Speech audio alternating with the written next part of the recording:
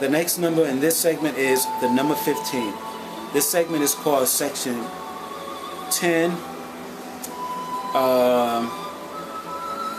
3 church dream, and I call this church dream, church and black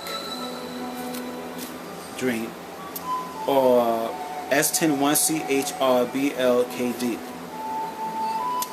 Okay,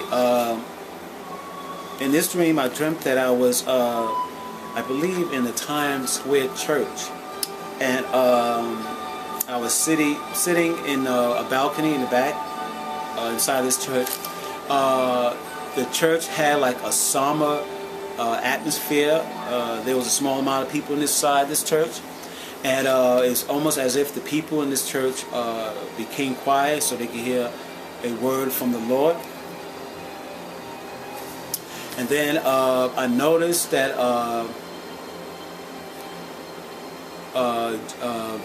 the pastor of the Times Square church, David Wilkerson, I seen him get up from his chair.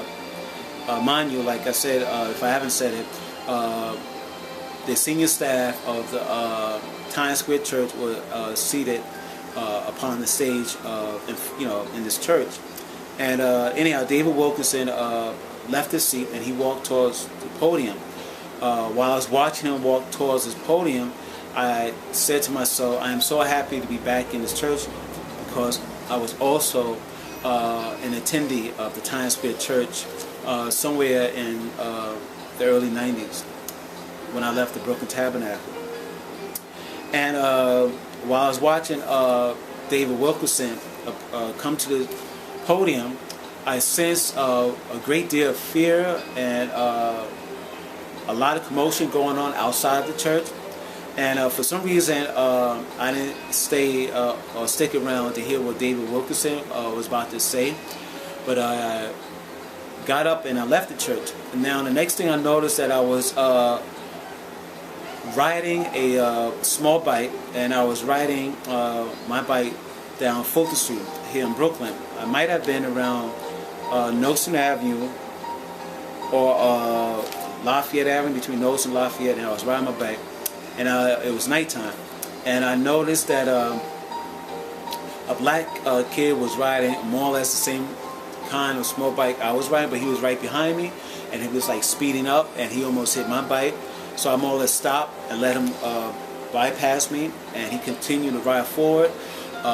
Seconds later, he almost was hit by a car.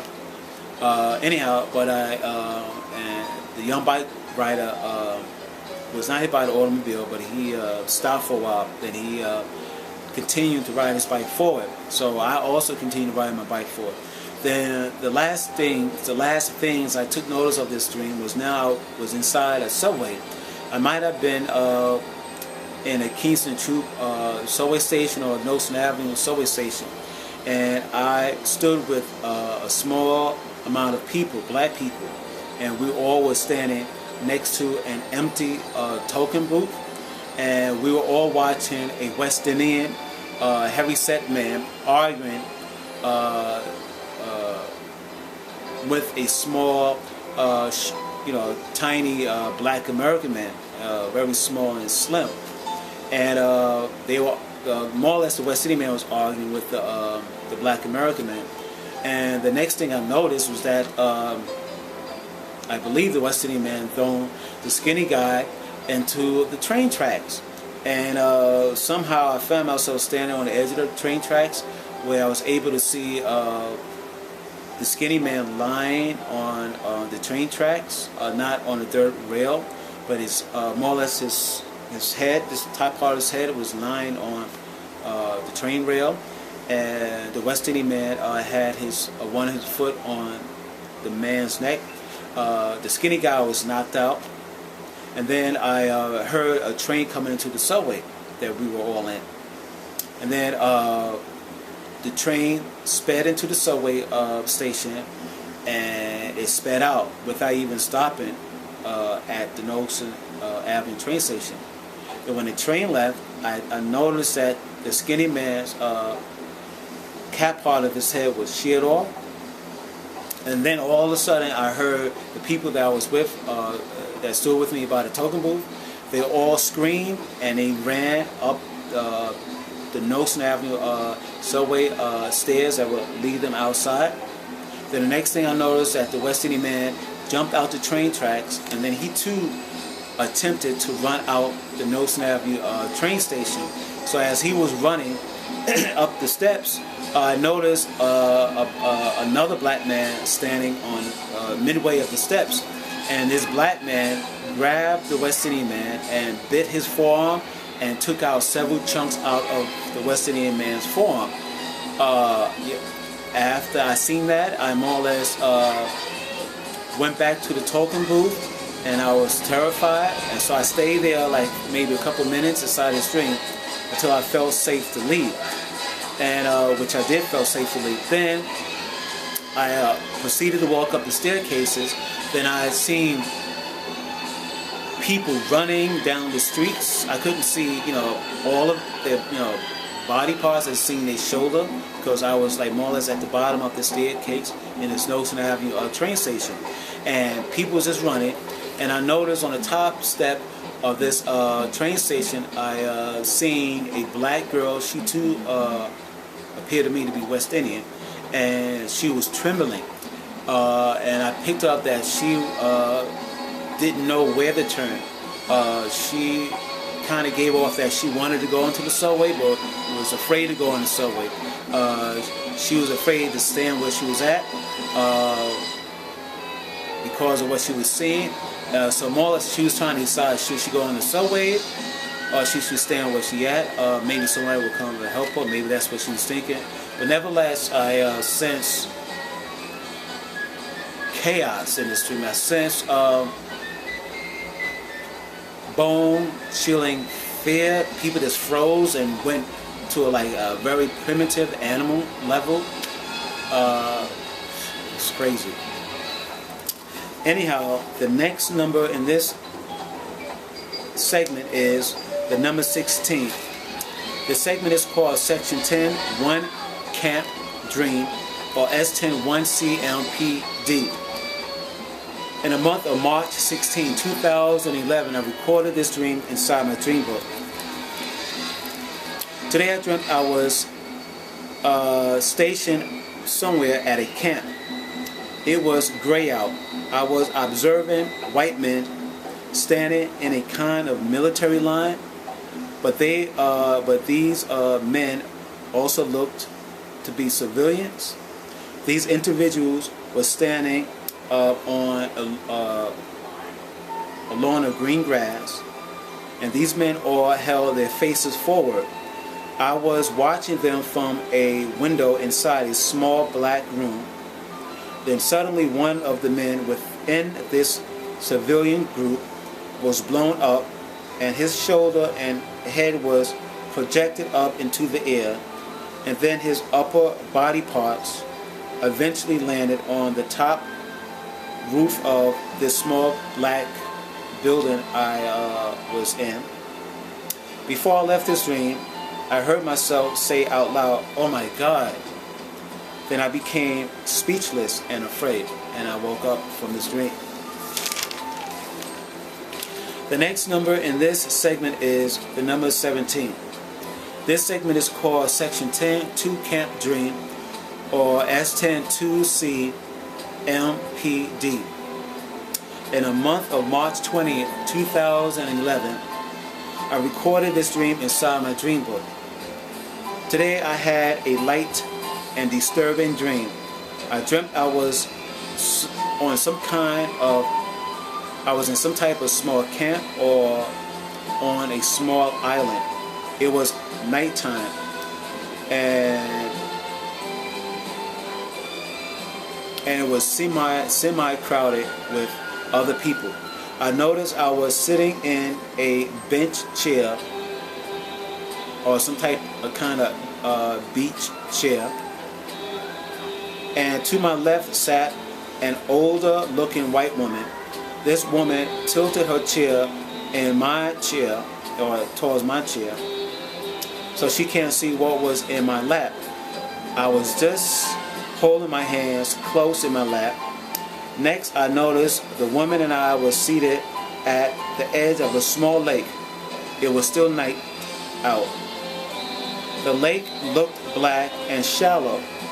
Then, just as I was fading out of this dream, a middle-aged white man was stumbling towards me with the cap part of his head sheared off, and it was in his head. The sheared off cap, the head cap of the man, like I said, was in his hand, and he was approaching me and asking me, can I help put his the cap of his head back on? Before I left this dream, I said to myself, feeling very sad and sorry for the guy, that I was saying to myself, this man actually believed that if he put the top cap of his head back on, he will not die from shock.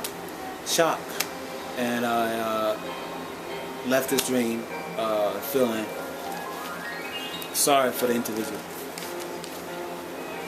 The next and last number in this segment is the number 18. This segment is called Section 10-1 Cannibalism Dream, or S10-1 CANLSMD. In the month of April 25th, 2011, I recorded this dream inside my dream book. Today I had an upsetting dream. I dreamt that I sat inside in some unknown restaurant with other people I did not know. There were blacks and there were black people and white people inside this place. I believe this place might have been a diner.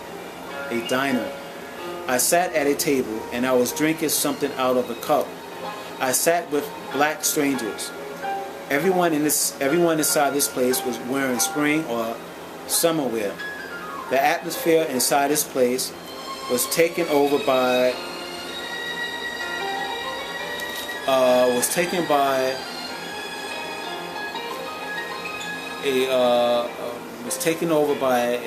a feeling of unsureness. The white people sat across from me. They stared at me. I think they were nervous.